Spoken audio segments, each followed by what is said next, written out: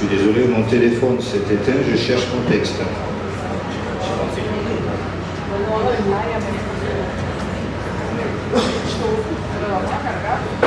Eh bien, je ne trouve pas mon texte parce que mon téléphone est éteint, donc je vais parler sans texte. Oui. Alors, camarades, sur la commune ou rien, ce que je souhaitais apporter, c'est l'expérience de l'Afrique. L'Afrique qui a su résister pour l'essentiel aux dominations esclavagistes, colonialistes et néocoloniales grâce aux communautés. Ce matin, nous avons écouté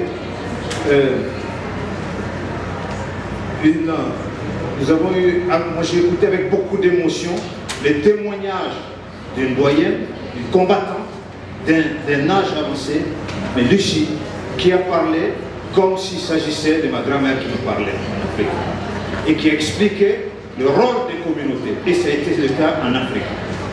Et pendant longtemps, les communautés ont été les bases pour la résistance contre la domination esclavagiste, les deux esclavages arabes et occidentaux, et ça a été également la base, ces communautés ont été aussi les bases pour résister à la domination coloniale. Et c'est par là aussi, par la suite, que certains ont pu, en analysant la situation de ces communautés en Afrique, notamment dans l'ouest du Burkina, dans l'ouest de l'Afrique et précisément au Burkina, les ethnologues parlaient des sociétés sans État. Tant la question de la commune, de la communauté est très importante. Ces communautés étaient organisées, indépendantes et fières de leur indépendance, et elles ont résisté, notamment la communauté des Lobi par exemple.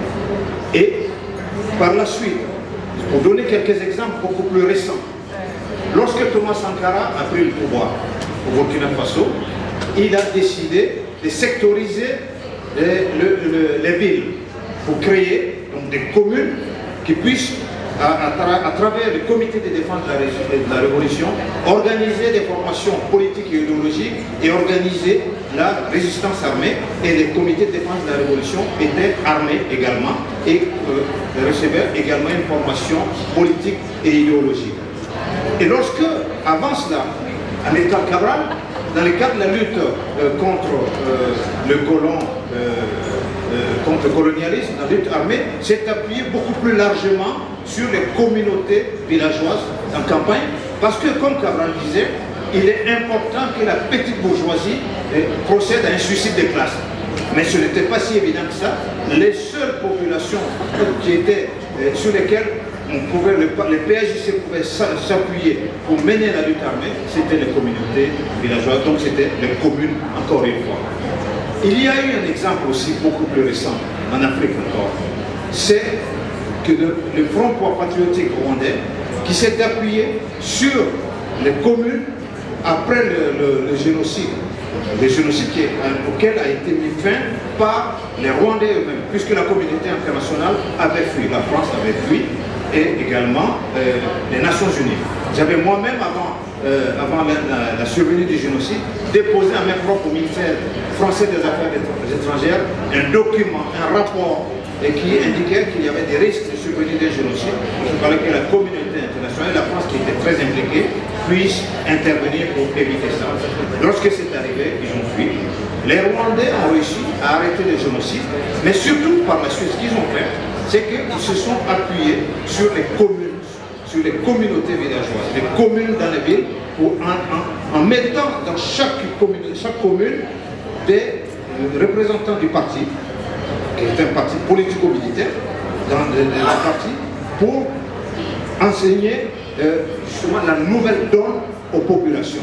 Ce qui a permis de consolider le pouvoir, de relever le pays malgré le génocide et qui a traumatisé le pays et déstructuré tout. Et surtout, deux exemples toujours dans ces mêmes pays. Le premier, c'est que pour la résolution des problèmes, le FPR, le nouveau gouvernement, ne s'est pas appuyé simplement sur la justice moderne, mais également sur des instruments qui provenaient des communautés elles-mêmes, des gachacha.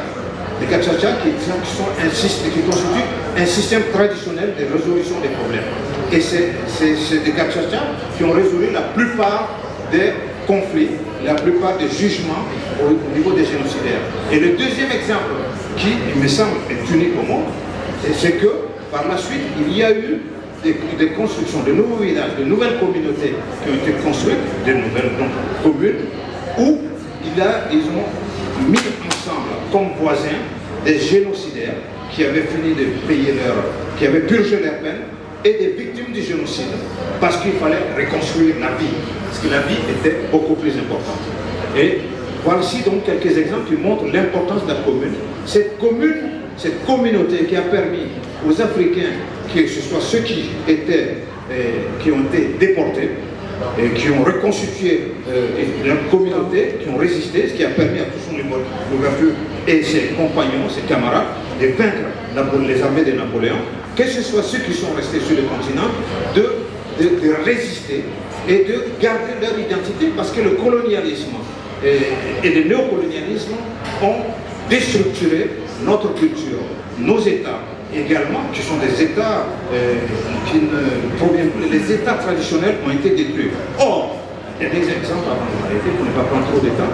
Or, il se trouve que la charte de Kourkan-Fouga, qui est la charte du Mandé, disait dans son article premier, qui est une charte, ça s'appelle, en langue locale, ça s'appelait Mandé Sidikan, ce qui veut dire le serment sur lequel est fondé, à partir duquel est fondée la nation du Mandé, l'empire du Mandé. Et sur dans cette charte qui fait maintenant partie du patrimoine immatériel de l'UNESCO, eh bien, il était dit que les communautés devaient garder leur indépendance et coopérer ensemble.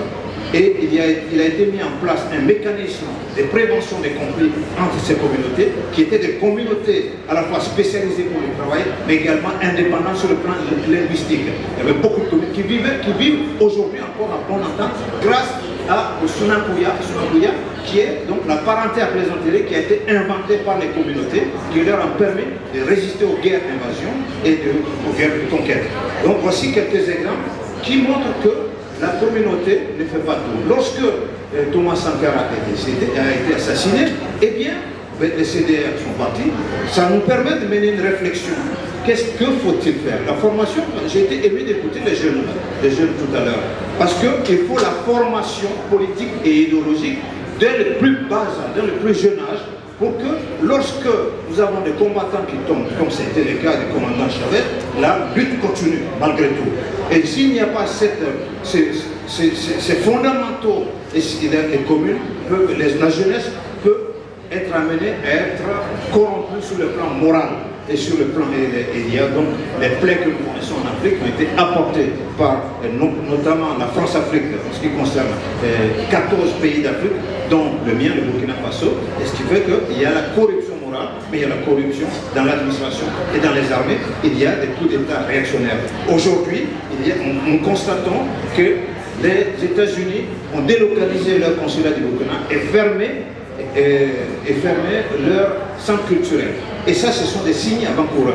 La Russie a fait de même. Sont-ils au courant qu'il va y avoir un basculement qui vont attaquer et détruire ce qui se passe au niveau de la Confédération des États du Sahel? Eh bien, nous restons vigilants. Mais en tout cas, ce sont les communes qui ont permis en Afrique de résister, de garder son identité jusqu'à présent et de combattre également. Il faut que nous puissions nous inspirer de ce qui se passe ici et que nous puissions contribuer aussi à avertir, à dire que nous avons connu cela, mais ça n'a pas tout résolu puisque nous sommes encore dans des gros problèmes. Et c'est ensemble, en nous inspirant des exemples les uns des autres, l'expérience des uns des autres, que nous allons constituer un vrai socialisme au niveau du Venezuela et dans d'autres régions du monde. Et c'est ainsi que nous allons abattre le capitalisme. Autrement, ça sera très compliqué. Je vous remercie. Nous vaincrons tous.